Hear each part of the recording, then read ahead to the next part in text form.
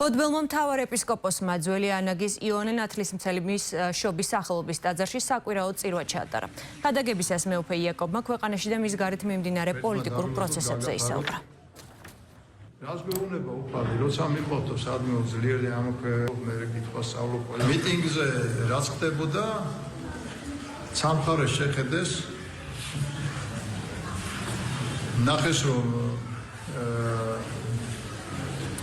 ზოგს თავი გაუტყდა სისხლი დაიღვარა რაღაცა და კაი მეორე მხარეს პოლიციას და იმას არ უყურებენ მაგრამ თუნდაც ამას რომ უყურებთ ჩვენთვის ნებისმიერი სისხლი მძიმეა ჩემი მტრის სისხლის მძიმეა როცა უყურებთ რა ქრისტიანი კაცი ვარ და პირდაპირ გეუბნები და არათუ ჩვენი ახალგაზრდების თუ ძველგაზრდების რა 1000-ზე მეტ კაცს კისრები დაჭრეს და ქუჩაში დახვრიტეს სისხლი რა იმაში სირიაში იმათი ლიდერები ევროკავშირის იმებზე მიიწვიეს.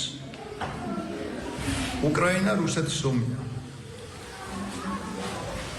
რუსეთი ბოროძალად შეირაცხა და ყველა არის მის წინააღმდეგ. მთელი მსოფლიო გაერთიანებულია რამოდენიმე ქვეყანა, რომელიც რუსეთთან არის, ხო?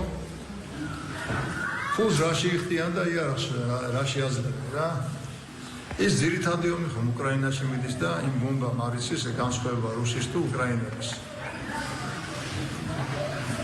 შენ აფინანსებ ხალხის კვლას, ხო და მე იმას მეუბნები ჩემთან მიტინგზე სისხლი დაიღვა ჩვენ ხო არა ვუყურებთ, ხო? საფრანგეთში 11 კაცი მოკლეს მაკრონის დროს იმაში. ყვითელი ჟილეტების აქციები უნდა. და ქვეყანა არ არის დარჩენილი გერმანია და ის მასე არ კლავდნენ რა. ჩვენთან მადლობა ღმერთს რა, მადლობა ღმერთს რომ მაგია ხდება რა, მაგია ხდება და რომ მეუბნები ხო, შენი დაინახე რა, შენი დინგი დაინახე რა. რომ მელაპარაკები და სირიაში კისრები რომ დაჭრეს, ყელები რომ გამოჭრეს და იმად დაუძახებს, სადაური წესია რა.